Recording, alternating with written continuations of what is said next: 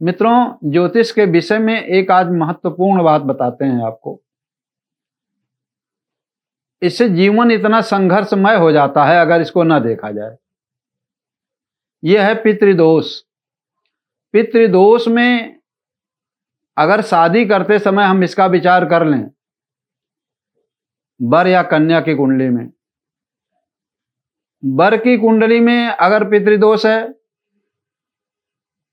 तो जीवन दुखी होगा, कन्या की कुंडली में पितृदोष है तो जीवन दुखी होगा। तो ये कैसे देखते हैं? आपकी लग्न कोई भी हो, लग्न से 2, 5 और 9 इन स्थानों पर यदि गुरु के शत्रु बैठे हों, गुरु के शत्रु कौन है? बुध और शुक्र। तो 2, 5, 9 स्थान पर अगर गुरु के शत्रु बुध या शुक्र बैठे हैं तो पितृदोष होता है। अगर कन्या की कुंडली में पितृदोष है तो ससुराल में वर और कन्या में आपस में नहीं बनेगी, जीवन दुखमय हो जाएगा। और अगर जातक की कुंडली में पितृदोष है तो दांपत्य जीवन के साथ साथ पितृदोष वाणी को खराब कर देता है। व्यक्ति पैसा तो कमाता है लेकिन दूसरे खाते हैं, और वाणी खराब होने की वजह से जीवन में नाना प्रकार की परेशानियां आती हैं।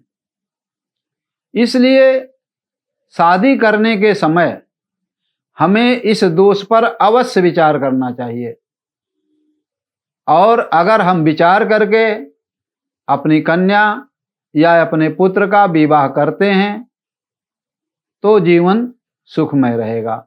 नहीं तो कई बार देखा गया है कि लड़की आई, 2-2 बच्चे हो गए,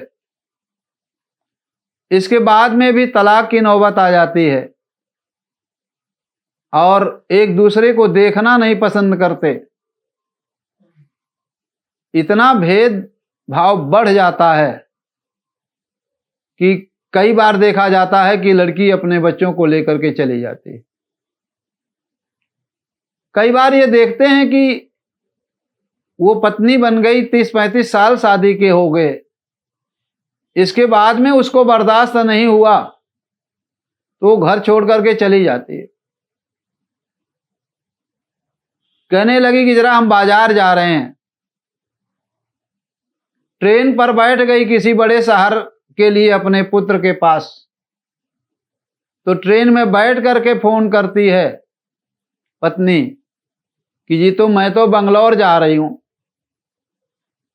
और अब तुम्हारे साथ नहीं रहूंगी। ये स्थिति होती क्यों है? ये पितृदोष के कारण होती है। इसलिए मेरी सलाह है कि कन्या या वर की शादी के पहले पितृदोष का विचार अवश्य करें। जय महाशक्ति।